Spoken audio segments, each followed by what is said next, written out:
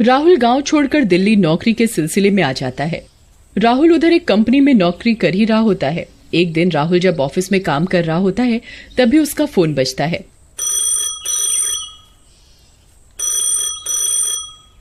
Hello, कौन?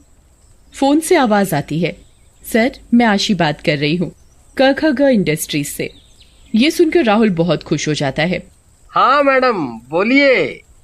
राहुल, हमारे यहाँ पर एक वैकेंसी है जो मुझे लगता है आपके लिए बहुत अच्छी रहेगी और आपकी प्रोफाइल से मैच करती हुई ही है। जी मैडम, बताइए। ये वैकेंसी मुंबई में है, आपको मुंबई शिफ्ट होना पड़ेगा। ठीक है मैडम। देखते ही देखते राहुल उस नई कंपनी का इंटरव्यू क्लियर कर देता है और मुंबई चला जाता है। राहुल को थोड़े दिन के लिए उसकी कंपनी वाले होटल देते हैं, पर कुछ ही दिनों में राहुल को एक घर में शिफ्ट होना था। देखते ही देखते राहुल को एक अपार्टमेंट में एक रूम मिल जाता है जो खाली होता है। राहुल उधर अपना सारा सामान शिफ्ट करके बैठा ही होता है कि तभी उसका फोन बज जाता है। वो अपनी स्क्रीन पर देखता है तो उसकी माँ का फोन आ रहा होता है। हेलो माँ। हेलो बेटा। माँ, मैं शिफ्ट हो गया हूँ नए अपार्टमेंट में। इतनी जल्दी? अभी 2 दिन पहले तो तुम कमरा ही देख रहे थे। वो हुआ यूं माँ, यहाँ पर इस कमरे के मालिक को जल्दी जाना था विदेश, इसलिए उन्होंने मुझे ये कमरा जल्दी दे दिया। क्या ये वही कमरा है जो तुम 2 दिन पहले देख कर आए थे? जी माँ। ये सुनकर राहुल की माँ बहुत डर जाती है। अरे बेटा, वो जगह ठीक नहीं है, उस जगह भूतों का वास है। अरे माँ, ये आपको किसने बोला? तेरे चाचा का बेटा है ना मोनू, मैंने उससे बात की थी और जगह बताई थी। उसने बताया कि वो जगह ठीक नहीं है, उधर आए दिन कुछ न कुछ घटना होती रहती है। राहुल अपनी माँ को तसल्ली देता हुआ। अरे माँ, ऐसा कुछ नहीं है, मैंने यहाँ जांच पड़ताल कर ली है, यहाँ ऐसा कुछ नहीं है। पर मुझे मोनू ने बताया कि वो सोसाइटी भूतिया है। ओफो माँ, आप ये बेफजूल की बातों में मत आओ। हाँ, मैंने अपने कमरे के ऊपर वाले कमरे को भूतिया सुना नहीं, पर मेरा कमरा ठीक है। बेटा, ये बुरी शक्तियों का प्रभाव आसपास की जगह पर भी छोड़ती है। क्या उस कमरे से दूर कोई कमरा नहीं मिला तुम्हें? माँ, आपको तो पता ही है, मुंबई में किराए का कमरा, वो भी ढंग का, बहुत मुश्किल और महंगा है। इस सोसाइटी में और भी कमरे थे पर उनके मालिक अभी किराए पर देना नहीं चाहते थे। वहीं मेरे कमरे का मालिक विदेश जा रहा था, इसलिए उसने मुझे कमरा किराए पर और सस्ता दे दिया। काफी शांत इलाका है और यह मेरे कमरे के लिए अच्छा है। ठीक है बेटा, पर जल्दी से जल्दी पूजा करवा लेना, इससे सारी बला दूर रहेंगी। अपना ध्यान रखना बेटा। ये बोलकर माँ ने फोन काट दिया। राहुल ने भी फोन रख दिया और सो गया। राहुल एक इंटीरियर डिजाइनर था और अपना बहुत सा ऑफिस का काम घर से ही किया करता था। अकेले शांति भरी जगह पर उसे नए नए आइडिया आते। बिना किसी बाधा के वो अपना काम किया करता। मुंबई में ऐसी जगह ढूंढना बहुत मुश्किल था। वो जहाँ रहता था वहाँ पर शांति थी। फिर वहाँ कुछ ही दिन में मुंबई मेट्रो का काम चालू हो गया, जिसके कारण उधर बहुत शोर रहता। एक दिन राहुल अपने रूम में बैठा होता है, तभी वो देखता है कि उसका लैपटॉप खुद ब खुद चल रहा होता है।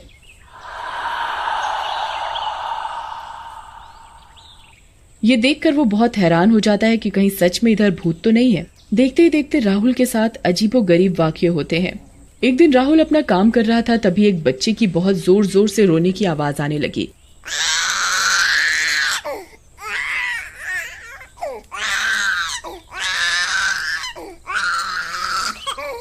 जैसे कि बच्चा उस कमरे के बाहर ही रो रहा हो। राहुल बाहर जाकर देखता है पर उधर कुछ नहीं होता और आवाज एकदम से बंद हो जाती है। राहुल जैसे ही गेट बंद करता है वैसे ही आवाज आनी शुरू हो जाती है।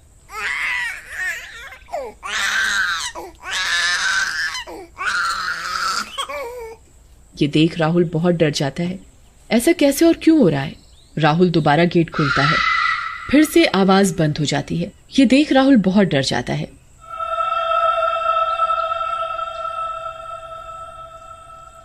एक दिन राहुल अपने घर पर काम वाली रखने की सोचता है। वो अगले दिन अपने पड़ोसी शर्मा जी का दरवाजा खटखटाता है। वो गेट खोलते हैं। शर्मा जी बहुत अजीब से दिख रहे होते हैं। उनकी आंखें चढ़ी हुई, बिल्कुल लाल और नाखून भी एकदम लंबे। कौन हो भैया? जी, मैं आपके साथ वाले कमरे में नया शिफ्ट हुआ हूँ। जी हाँ, बोलिए। मुझे यहाँ काम वाली का पता करना है। आपकी काम वाली किस समय आती है? मैं उससे एक बार बात कर लूंगा जब वो आएगी। जब वो आएगी तो मैं बता दूंगा। ये देख राहुल बहुत अचंभित होता है। राहुल खुद से बात करते हुए, ऐसे कैसे पड़ोसी हैं ये? ऐसे तो कोई मुंह पर दरवाजा बंद नहीं करता। उसी दिन शाम को राहुल के घर की घंटी बजती है। राहुल दरवाजा खोलता है। वो उधर एक बहुत सुंदर औरत को देखता है। जी, आप कौन? जी, मैं शर्मा जी के घर पर काम करती हूँ। उन्होंने मुझे बताया कि आपको काम वाली की जरूरत है। राहुल देखकर हैरान हो जाता है कि ये इतनी सुंदर औरत काम वाली कैसे हो सकती है। इसने तो सोना भी बहुत सारा पहना हुआ है। जी, हाँ, मुझे काम करवाना था। जी हाँ, मैं कर दूंगी साहब आपका काम। मैं रोज सुबह जब शर्मा जी का काम करूंगी, करते ही आपके घर आ जाऊंगी। ठीक है। अगले दिन कोमल राहुल के घर का काम करने आती है। कोमल पोछा लगा ही रही होती है कि तभी वो देखता है कि कोमल की गर्दन चारों तरफ घूम जाती है।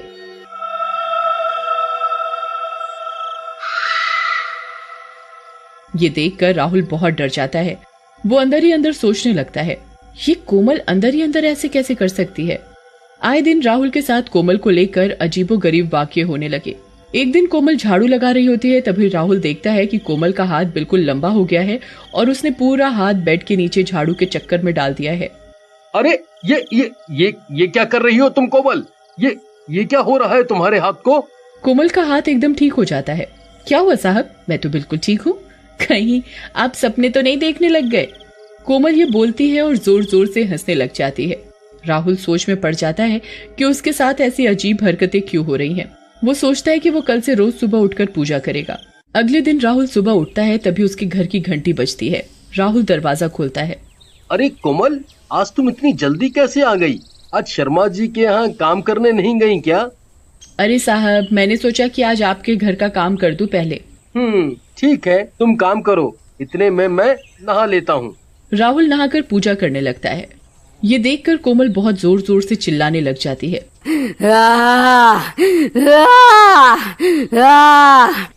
अरे ये क्या कर रहे हो? ये क्या कर रहे हो तुम? ये पूजा वूजा में कुछ नहीं रखा। ये सुनकर राहुल बहुत हैरान हो जाता है कि आखिर कोमल ऐसा क्यों कह रही है। कोमल पूरी कोशिश करती है कि राहुल पूजा ना करे। राहुल कोमल की ना सुनते हुए वहाँ जैसे ही मंदिर में दीपक जलाने लगता है, तभी कोमल राहुल को जोर से धक्का देकर पीछे गिरा देती है। अरे कोमल, तुम मुझे पूजा क्यों नहीं करने दे रही? कोमल तभी चुड़ैल का रूप ले लेती है। तू कैसे करेगा पूजा? मैं भी देखती हूँ आज। तुझको समझ में नहीं आ रहा कि तेरे पूजा करने से मुझे कितनी तकलीफ होगी। मेरी शक्तियाँ कम होती हैं तुम जैसे आदमियों की पूजा करने से। तू पूजा करेगा उससे पहले मैं तुझे जिंदा मार दूंगी। राहुल जोर से दरवाजे की तरफ भागता है और शर्मा जी के घर की घंटी बजाता है। शर्मा जी, कोई है? कोई है? मुझे बचा लो शर्मा जी, मुझे बचा लो। तभी शर्मा जी अपने घर का दरवाजा खोलते हैं। क्या हुआ राहुल? वो कोमल, वो कोमल। क्या हुआ कोमल को? वो चुड़ैल है, वो चुड़ैल है। राहुल ये बात बोलता है, इतने में ही शर्मा जी अपने भूतों के अवतार में आ जाते हैं। हाँ, कोमल भूत है।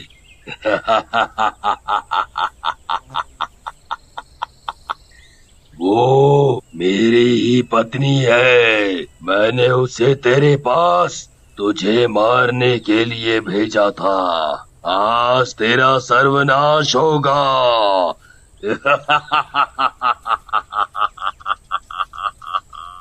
ये देख राहुल और भी डर जाता है। उसे बस एक ही उपाय समझ में आता है कि वो कैसे भी करके अपने कमरे में जाए और मंदिर का दीपक जलाए। राहुल फिर से अपने कमरे की तरफ भागता है। उसके पीछे कोमल और शर्मा जी भी उसका पीछा करते हैं। राहुल अपने कमरे में जाने के साथ ही अपने मंदिर का दीपक जला देता है और हनुमान चालीसा पढ़ने लगता है। ये देखकर शर्मा जी और कोमल बहुत जोर जोर से चिल्लाने लगते हैं। अरे, इसने ये क्या कर दिया? अब हम इसके पास नहीं जा सकते। ये पूजा करनी बंद करेगा, तभी हम इसे अपने जाल में ला सकते हैं। राहुल फोन कर अपनी माँ को सारी बात बताता है। उसकी माँ उस कमरे में हवन करवाने को बोलती है। राहुल अगले ही दिन अपने कमरे में हवन करवाता है। उसके बाद राहुल को वो भूत या चुड़ैल का कोई साया नजर नहीं आता। एक गांव में दीनू, हरिया, सोनू, पंकज और टिल्लू नाम के 5 भाई रहा करते थे। उन 5 भाइयों में बहुत प्यार था। वो 5 भाई बहुत ही सुंदर और शक्तिशाली थे। मेरे बच्चों, अब तुम बड़े हो रहे हो। मैं चाहता हूँ कि तुम लोग शहर जाओ और पढ़ लिख कर इस गांव की भलाई के लिए कुछ काम करो।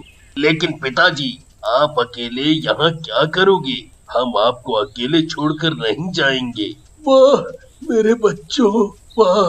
आज के जमाने में लोग अपने माँ बाप को घरों से धक्के देकर निकाल देते हैं, और तुम लोगों को मेरी कितनी चिंता है। मैं तुम जैसी औलाद पाकर धन्य हो गया हूँ। फिर वो पांचों रामलाल के समझाने पर शहर चले जाते हैं। अरे वाह, ये शहर तो कितना अच्छा है।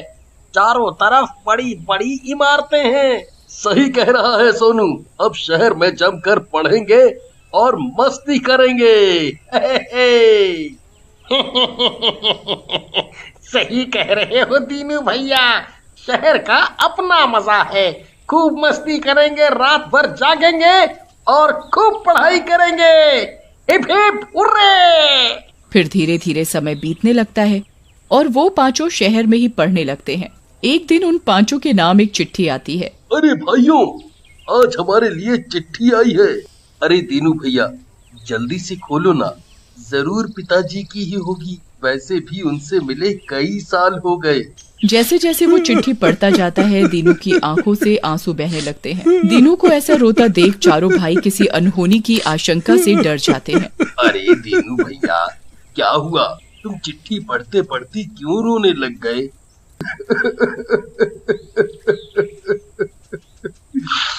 ये गांव वालों की चिट्ठी है। इसमें लिखा है कि पिताजी अब नहीं रहे और हमें जल्दी से जल्दी गांव में बुलाया है। फिर पांचों भाई जल्दी से तैयार होकर वापस गांव के लिए रवाना हो जाते हैं। लेकिन जैसे ही वो लोग गांव के बाहर पहुंचते हैं, वहां उन्हें अजीब सी शांति और मनहूसियत दिखाई देती है। अरे भैया, ये गांव को क्या हो गया? पूरे गांव में लगता है जैसे कोई मातम छा गया हो। तभी वहां गांव के सरपंच आ जाते हैं और उन पांचों को बोलते हैं, बेटा, यहाँ खड़े रहना खतरे से खाली नहीं है। तुम लोग जल्दी से मेरे साथ चलो। फिर पांचों भाई सरपंच के पीछे पीछे चल पड़ते हैं। सरपंच उन पांचों को उनके घर के अंदर ले जाता है और घर का दरवाजा बंद कर लेते हैं। अरे काका, तुम इतना घबरा क्यों रहे हो? और क्या बात है? बताओ हमें पूरी बात। और पिताजी की जान कैसे गई? क्या हुआ? दीनू की बात सुनकर सरपंच रोने लगते हैं और बोलते हैं,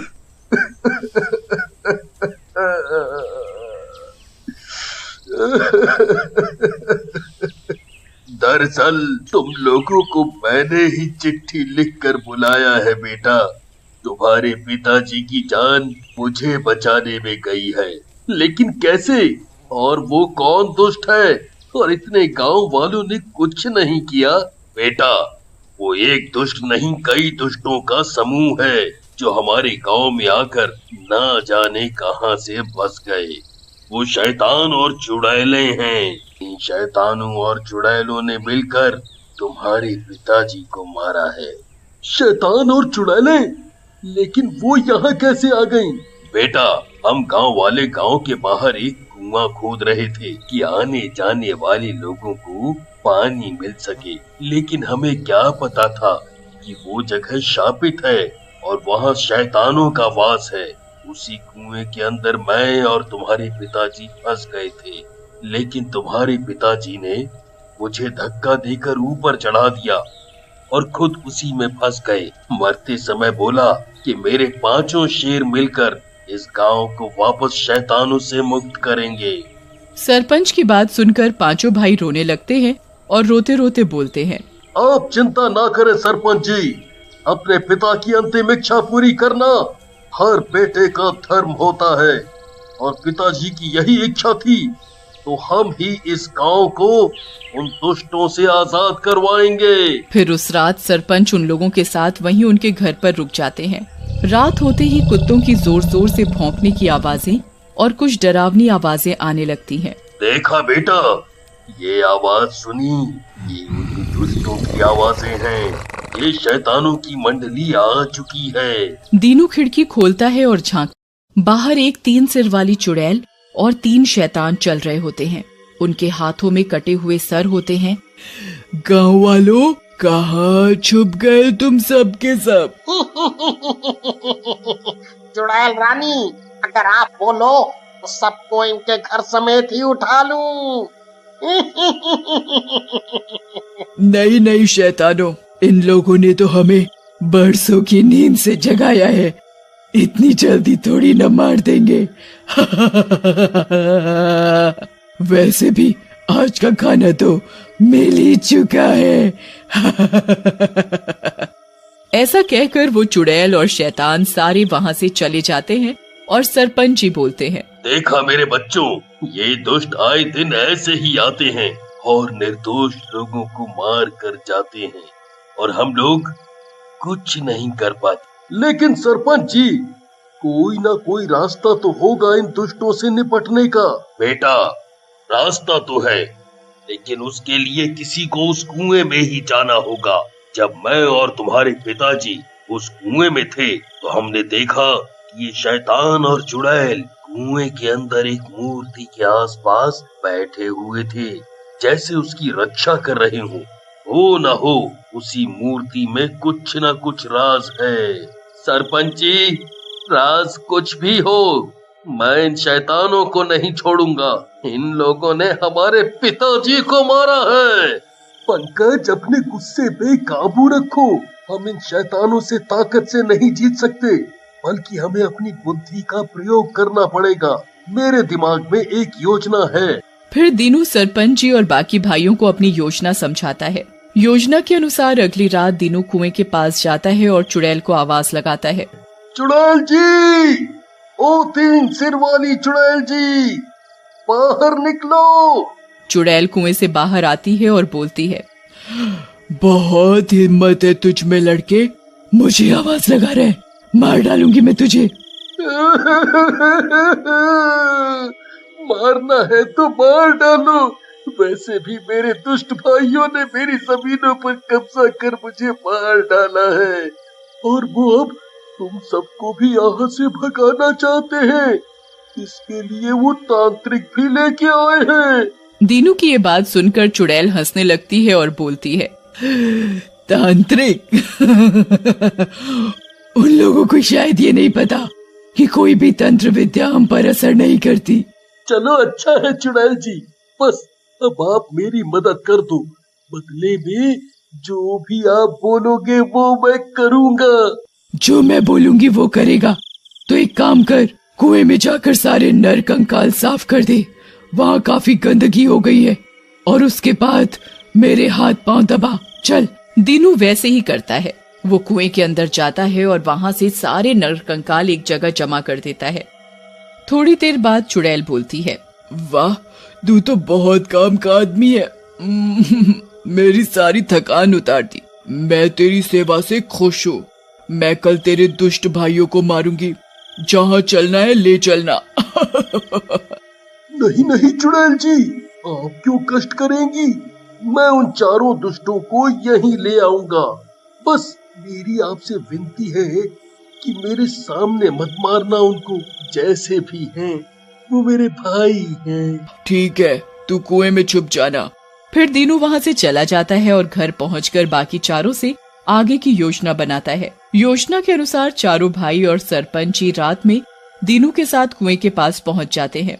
दीनू कुएं के अंदर जाता है और चुड़ैल को बोलता है, चुड़ैल जी, मैं उन चारों दुष्टों को ले आया हूँ। बस आप उन लोगों को मार दो और सारी जमीन मुझे दे दो। इतनी जल्दी भी क्या है, पहले उन चारों को भी पकड़ लूं। आज तुम पांचों को ही मारूंगी मैं। ऐसा कहकर चुड़ैल दीनू को पकड़कर ऊपर आ जाती है। उसके चारों शैतान भी उसके साथ ही होते हैं। चुड़ैल और चारों शैतान पांचों भाइयों की तरफ बढ़ते हैं। तभी सरपंच जी एक जलती हुई मशाल को कुएं के अंदर फेंक देते हैं। कुएं में जोर का धमाका होता है और मूर्ति टूट जाती है, और मूर्ति के टूटते ही चुड़ैल और शैतान भी जलने लगते हैं। दुष्ट दीनू, ये क्या किया? क्यों तोड़ी मूर्ति? दुष्ट चुड़ैल, हमने तो अपने पिताजी की अंतिम इच्छा पूरी की है। मैंने उन कंकालों को हटाते समय मूर्ति के चारों तरफ बारूद बम लगा दिए थे। और इस तरह सब चुड़ैलों और शैतानों से गांव वालों को मुक्ति मिल जाती। समुद्र के बीचों बीच एक खूबसूरत सा टापू था। उस टापू की सुंदरता को देखने के लिए बहुत दूर दूर से लोग आया करते थे, क्योंकि वहां पहाड़ होने के साथ साथ हरियाली भी बहुत थी। वहां पर एक रेस्टोरेंट था। उस रेस्टोरेंट को एक माँ बेटी चलाया करती थी। जो भी उस टापू पर आता बिना उस रेस्टोरेंट में गए वापस नहीं जाता। गाइड परिवार को लेकर उस रेस्टोरेंट में आता है। आइए आइए, ये है सबसे फेमस रेस्टोरेंट। इसमें बहुत ही अच्छा नाश्ता मिलता है, इसको अगर आप एक बार खाएंगे तो जब भी घूमने आएंगे यहाँ खाने जरूर आएंगे। वहाँ की मालकिन पूनम और उसकी बेटी उस आदमी के पास आते हैं और बताते हैं, हमारे यहाँ का सबसे फेमस नाश्ता है हमारा जादुई कीमा। क्या वो खाना पसंद करेंगे आप सर? हाँ जरूर खिलाइए, हम भी यहाँ यही देखने आए हैं कि यहाँ फेमस क्या है।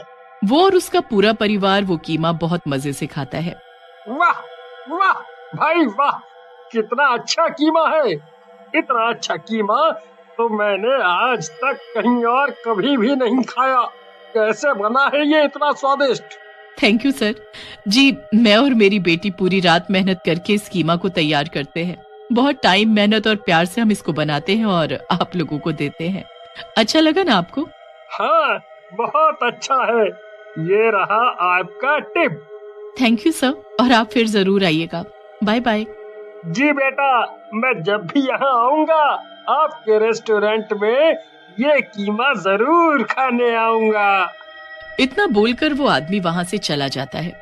ऐसे ही उनका रेस्टोरेंट टापू पर बहुत फेमस हो जाता है और लोगों को बहुत अच्छा लगता है। उनके साइड में एक और रेस्टोरेंट होता है जिसका मालिक शेखर पूनम और उसकी बेटी से बहुत जलता है, क्योंकि सस्ता देने के बाद भी उसके रेस्टोरेंट में कोई नहीं आता। उसके रेस्टोरेंट में इतने लोग क्यों आते हैं? वो ऐसा क्या देती है जो हम लोग नहीं बना पा रहे हैं? उनका रेस्टोरेंट हमारे वाले से कितना छोटा और नॉर्मल सा ही है, फिर भी उनके रेस्टोरेंट के बाहर लाइन लगी रहती है। ऐसा क्या खास है वहाँ? जी मालिक, वो बहुत ही स्पेशल तरीके का कीमा देती है जो हम लोग नहीं बना पाते हैं, और उसकी रेसिपी भी वो किसी से नहीं बताती है। जाने क्या डालती है उसमें, पर वो सच में जादुई कीमा लगता है, बहुत ही टेस्टी। बस चुप कर। तू उसके यहाँ काम करता है या मेरे यहाँ, जो उसकी तारीफ करता ही जा रहा है मेरे सामने? चल अपने कीमा पर ध्यान दे। बड़ा आया, बहुत अच्छा कीमा बनाती है।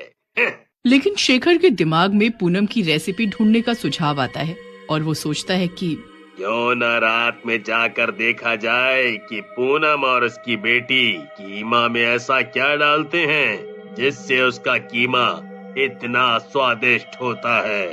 आज रात को मैं पता लगा कर रहूंगा कि आखिर ये दोनों अपने कीमे में ऐसा कौन सा मसाला डालती हैं जो मेरा कीमा फीका लगता है लोगों को।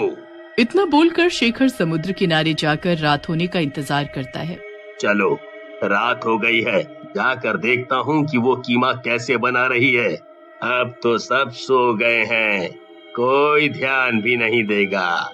जैसे ही वो पूनम और उसकी बेटी के रेस्टोरेंट में पहुंचता है तो देखता है कि वो दोनों मिलकर मसाला तैयार कर रही होती हैं। मसाला तो ये मैं भी इस्तेमाल करता हूँ, बिल्कुल एक सा ही तो कर रही है, तो इसमें क्या अलग करा है इन्होंने? देखता हूँ किसका गोश्त बनाती है ये। तभी बहुत तेज आवाज के साथ वो दोनों वहाँ से कमरे की तरफ चल पड़ते हैं। शेखर उनकी दूसरी खिड़की की तरफ जाकर देखता है कि उन्होंने टापू पर रहने वाले एक शराबी को बांध कर रखा हुआ है और अचानक वो दोनों भयानक चुड़ैल का रूप ले लेती हैं। तुझे मरने की ज्यादा जल्दी है ना, तभी हड़बड़ा रहा है। रुक, अभी बताते हैं तुझे। ये दोनों कितनी भयानक लग रही हैं। कौन है ये दोनों, और पूनम और उसकी बेटी कहाँ गई? तभी वो दोनों चुड़ैल उस शराबी का गला दबाकर मार डालती हैं और उसका खून पीने लगती हैं। अब आई न राहत। हाँ माँ, अब बाकी का काम फुर्ती से हो पाएगा मुझसे भी, वरना तो कीमा बनाते बनाते मेरा तो खुद का कीमा बना जा रहा था। अरे ये दोनों तो चुड़ैल हैं, इन्होंने उसको मार डाला। शेखर ये नजारा देखकर चौंक जाता है और उसके पैर लड़खड़ाने लगते हैं। फिर वो किसी तरह खुद को संभालता है और वहीं सावधानी से छुपकर देखता है। माँ, चलो इसका गोश्त निकालकर मसाले में मिला देते हैं, फिर से कीमा बनाना होगा ना। हाँ बेटी, चलो तभी तो कल लोग खाएंगे टेस्टी टेस्टी कीमा। अच्छा, तो इसको ये जादुई नाश्ता बोलती हैं? इंसानों के मांस से बना हुआ कीमा लोगों को खाने के लिए देती हैं ये। मुझे ये सब लोगों को बताना होगा, और तभी इन्होंने शराबी को चुना होगा, क्योंकि उसके बारे में कोई पूछेगा नहीं, इसीलिए चुपके चुपके अपना काम करते रहेंगे। ऐसे तो इन्होंने ना जाने कितने लोगों को मारा होगा। मुझे यहाँ आने वाले लोगों को सतर्क करना होगा, वरना बहुत बुरा होगा। इतना बोलकर शेखर वहाँ से डरता हुआ अपने घर चला जाता है और सोचने लगता है, हे भगवान, बेचारे लोगों को तो पता भी नहीं होगा कि ये चुड़ैलों का जादुई नाश्ता क्या है, जो कि इंसानों को मार कर बनता है। वो लोग तो बेचारे ऐसे ही खा लेते होंगे बिना सोचे समझे। क्या करूं मैं? अब चलो मैं अपने वेटर को इस बारे में बताता हूँ। शायद हम दो ही जाएं तो उनका कुछ, वरना मैं अकेला उन दोनों का क्या कर पाऊंगा। शेखर अपने वेटर से बात करने जाता है। सुनो, तुम्हें पता है पूनम और उसकी बेटी एक चुड़ैल है, और वो जादुई नाश्ता इंसानों के गोश्त से बनाते हैं, तभी वो इतना टेस्टी लगता है। वेटर हंसने लगता है और कहता है, सर, आप पागल हो गए हो क्या? कुछ भी बोल रहे हो? आपने जरूर कोई सपना देखा होगा और कुछ नहीं। और अगर लोग मरते तो क्या बाकी लोगों को पता नहीं चलता क्या? बिना शेखर सर। अरे मैं देख कर आया हूँ, वो उन्हीं लोगों को मारती है जिनके बारे में कोई खोज खबर लेने नहीं आएगा। मेरी बात मान, हमें लोगों को बचाना होगा, सबको बताना पड़ेगा। अगर ऐसा है तो सर चलिए एक बार मेरे साथ भी चलकर देखिए। मैं जब तक अपनी आंखों से नहीं देखूंगा मुझे विश्वास नहीं होगा। हाँ, चल चल, तू अपनी आंखों से देख ले कि वो बहुत खतरनाक चुड़ैल है और वो लोगों को कैसे भयंकर तरीके से मारती हैं। इतना बोलकर शेखर अपने वेटर को रात होते ही चुड़ैलों के घर लेकर जाता है। पर इस बार चुड़ैलों को इस बात की भनक लग जाती है कि कोई उन्हें देख रहा है या कोई उनका पीछा कर रहा है, तो वो दोनों काम करने का नाटक करती रहती हैं। बेटा, तू मसाला तैयार कर, तब तक मैं जरा बाहर से घूम कर आती हूँ गोश्त लेकर। ठीक है माँ, अभी करती हूँ। तू यहाँ खड़ा होकर देख और बाद में मुझे समंदर किनारे मिल, क्योंकि अगर हम एक साथ देखेंगे तो शायद वो लोग हमें पकड़ लें और हम एक दूसरे की मदद नहीं कर पाएंगे। जी ठीक है, मैं यहीं रहता हूँ। और वो वहाँ से उनको देखने लगता है, लेकिन पूनम को वेटर की आहट से अंदाजा लग जाता है कि उसके घर के आसपास कोई है, और वो धीरे से चुपके से वेटर के पीछे भयानक चुड़ैल रूप लेकर खड़ी हो जाती है। इस बात की वेटर को भनक भी नहीं होती कि चुड़ैल ने उसे घेर रखा है। सर भी ना फालतू की बात करते हैं। पूनम की बेटी तो अभी मसाला ही बना रही है, और वो भी हमारी ही तरह तो कर रही है, लेकिन गोश्त कहाँ है? दिख ही नहीं रहा है, और ना ही कोई आदमी दिख रहा है, और ये तो लड़की ही है, कहाँ चुड़ैल है? सर सच में पागल हो गए हैं। गोश्त तो अब मिला है ना मुझे, तो तुझे पहले कैसे दिखाई देगा? वेटर जैसे ही पलटकर देखता है वो दंग रह जाता है। मुझे माफ कर दो, मुझे माफ कर दो। मैं तो शेखर सर के कहने पर यहाँ आया था। मुझे नहीं पता था कि तुम लोग क्या करती हो और क्या नहीं। मुझे जाने दो, मुझे कुछ मतलब भी नहीं है। तुम लोग जो चाहे करो। चुड़ैल उसकी पूरी बात भी नहीं सुनती और उसको मार डालती है। फिर उसको खींचकर अंदर ले जाती है। इसी की भनक लगी थी मुझे, ये हमें देख रहा था। आज इसी का कीमा बनाएंगे। हाँ माँ, ठीक है, मजा आ जाएगा। ये सब शेखर देख रहा होता है। उसने ये सब फोन में रिकॉर्ड कर लिया था। ये मैंने क्या कर दिया? मेरी वजह से वेटर मारा गया। मुझे उसको लेकर नहीं आना चाहिए था। मेरी वजह से इसकी जान चली गई। पर इस बार मैं इनको नहीं छोड़ूंगा। अब मैं इनकी पोल खोल दूंगा और जाकर टापू के लोगों को भी दिखाऊंगा और इनको सबक सिखा के रहूंगा। शेखर जल्दी जल्दी लोगों को बुलाता है और इकट्ठा करके सबको अपनी बनाई हुई वीडियो दिखाता है। सब ये भयंकर सच देखकर बहुत डर जाते हैं। ये सब क्या है शेखर? बहुत डरावना है ये सब। ये वही है जो आप लोग देख रहे हैं। पूनम और उसकी बेटी चुड़ैल है। वो लोगों को मारकर उनका कीमा बनाकर बेचती हैं और सबके साथ धोखा करती हैं और ऐसा कीमा बनाती हैं जिसको लोग कितना पसंद करके खाते हैं। देखो देखो ये कीमा कैसे बनता है। हमें लोगों की जान बचानी होगी और इन चुड़ैलों को मारना होगा। लेकिन हम इनको मारेंगे कैसे? ये दो है, ऊपर से चुड़ैल है, हमसे ज्यादा शक्तिशाली भी होंगी। हम लोग इनको कैसे मार सकते हैं? मैंने सुना है कि चुड़ैल अपनी बेटी से बहुत प्यार करती है। अगर हम पूनम की बेटी को आग लगा दे तो वो अभी छोटी है और इतनी ताकतवर नहीं होगी। अभी तो वो चुड़ैल दुख में खुद ही मर जाएगी। टापू वाले उसकी बात समझते हैं और पूनम की बेटी को अकेला जाता देख उस पर आग फेंक देते हैं। वो मासूम सी लड़की से एक चुड़ैल में बदल जाती है और जलने लगती है। जब ये चुड़ैल को पता लगता है तो वो भागी भागी जाती है और अपनी बेटी को बचाने के लिए उसकी आग बुझाते बुझाते खुद भी उसी में लिपट जाती है, जिससे दोनों चुड़ैल जलकर मर जाती हैं।